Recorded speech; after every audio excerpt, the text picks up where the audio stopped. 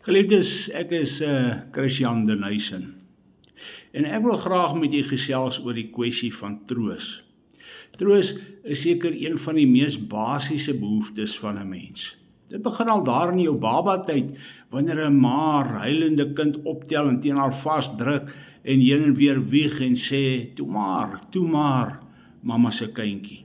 En al verstaan die babietjie nog nie die woorde nie, herken hy of sy die moeder se stem en vind die kind die stemtoon en die liggaamsvertroeteling, die moeder se liggaamshitte as vertroosting. Jy voel veilig en verborge en getroos. En selfs wanneer jy groot geword het, sal daar nog tye kom dat jy vertroosting nodig het. Nie meer van jou moeder nie, net iemand om te sê, ek verstaan jou hartseer of jou vrees of jou verlange. Opregte troos. Maar die ware troos, waaraan die mense groot behoefte het, is die troos wat ons in ons sonde verlorenheid slegs by God kan vind. Ursinus, een van die opstellers van die katekismes, die Heidelbergse katekismes, sê dat troos eintlik 'n teewig is.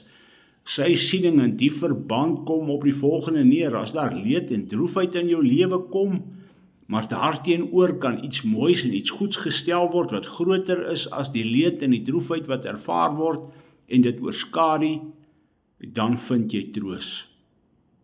Die apostel Paulus, daar in 2 Korintiërs 1 vers 3 tot 11, leer vir ons van hierdie troos.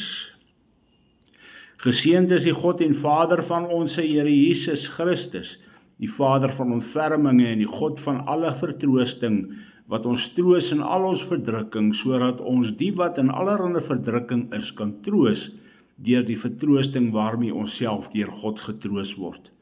Want soos die lyde van Christus oorvloedig is in ons, so is ons troos ook oorvloedig deur Christus. Die sonde is die oorsaak daarvan dat die mens 'n behoefte aan troos het. Adam en Eva het voor die sondeval geen behoefte aan troos gehad nie. Hulle het in 'n intieme, ongesteurde gemeenskap met God gelewe. God wat die bron van alle ware geluk en vreugde is. Maar toe die breuk met God plaasvind deur die sonde, was die noodwendige gevolg daarvan leed, swaar kry, smart en trane. Broer en suster, aan onsself oorgelaat in ons sonde staat, haat ons God en ons naaste. 'n Prediker het een keer uitgeroep, ons bevind ons op die snelweg na die hel. Maar nou is dit so dat die sonde verlore mens 'n behoefte aan troos kan hê vir dinge soos hartseer oor 'n geliefde wat dood is of wat hom verlaat het, of weens die verlies van iets wat baie kosbaar is. Hy kan 'n behoefte hê aan troos weens angs of bekommernis of so iets van wêreldse aard. Maar hy kan nie 'n behoefte ervaar aan troos weens sy sonde toestand nie. Ons verstand en emosie is so deur ons sondige toestand benewel dat ons blind en onbewus is van ons werklike nood.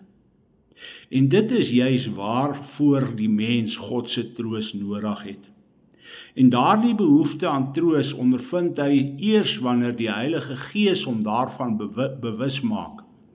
Wanneer dit gebeur, ervaar die mens 'n geweldige hartseer, omdat hy besef dat hy deur sy sonde God vertoorn en sy straf verdien. Hy's hartseer omdat sy verhouding met ander mense eintlik stikkend is. Deur die sonde is daar siekte en dood. As gevolg van die werking van die Heilige Gees het ons 'n behoefte aan troos. Ons soek troos in lewe en in sterwe, want wanneer ons sterf, kom ons met ons sondeskuld voor die regterstoel van God te staan. In vraag en antwoord 1 van die Heidelbergse katekismes leer ons en bely ons dat die enigste ware troos slegs by God te vind is.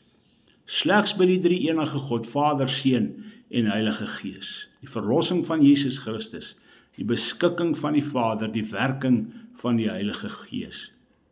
Hierdie troos word beskryf as die enigste. Daar is net een troos. Ons kan deur niks anders getroos word nie. Kom ons bid saam. Almagtige Hemelse Vader, Ons dank U dat U ons bewus maak van die sonde wat ons het aan ewige troos. In ons sondeverlore toestand gaan ons maar onbesorgd die verderf tegemoet. Maar deur U Heilige Gees ontvang ons die wedergeboorte en vertroos U ons in die lewe en in sterwe met die enigste ware troos wat daar maar kan wees vir ons saligheid, dat ons aan U behoort. Amen.